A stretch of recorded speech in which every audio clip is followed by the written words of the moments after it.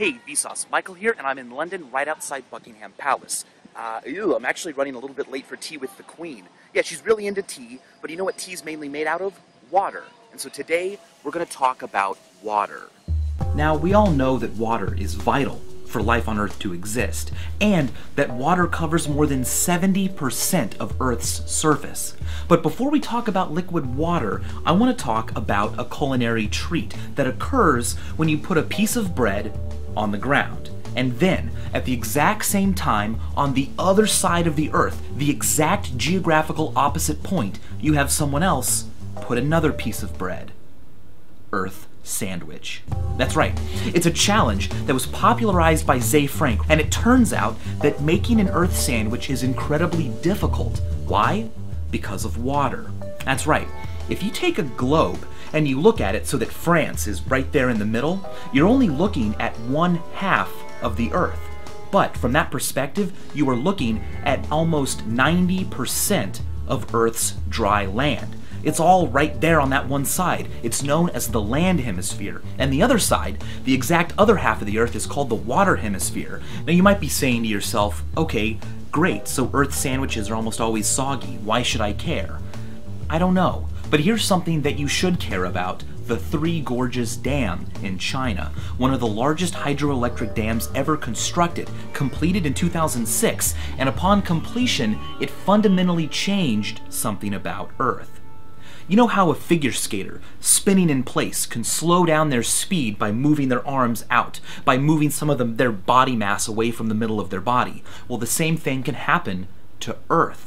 The Three Gorges Dam did exactly what a figure skater does when they move their arms away from their center. It transferred 39 trillion kilograms of water 175 meters above sea level.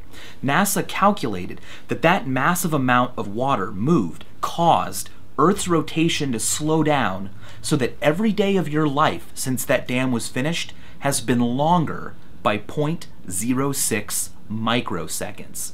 It's not something that for all intents and purposes you have to worry about. If you are worried, you might be hydrophobic.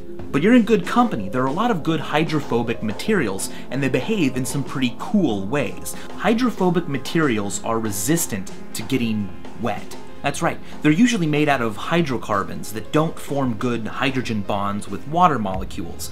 And because it takes more energy for the water to spread out on those surfaces, the water just sticks together. It coheres to itself and forms nice little spheres. Now, in certain cases, superhydrophobia occurs and it looks awesome. The leaves of the lotus plant do this, and when water falls on them, the water just floats around like some big old blob of liquid mercury or something. It's a very bizarre trick, and I have you guys to thank for bringing it to my attention. In fact, it was that message that inspired me to do an episode about water in the first place. So thanks.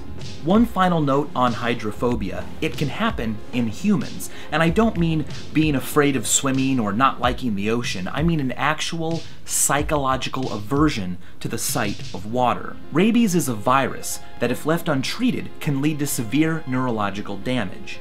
In the late stages of rabies, the victim salivates constantly, but their throat and jaw become paralyzed, which means that the body cannot control the fluid in its own mouth and is in a constant fear of drowning. This man has contracted rabies and is in the late stages of the disease. As he attempts to take a drink of fluid, his body recoils instinctively as if the water might burn him. But thanks to vaccination efforts, the threat of rabies all over the world has been significantly reduced. Now, we could say a lot of other stuff about water, but I might save that for another episode. In the meantime, and as always, thanks for watching.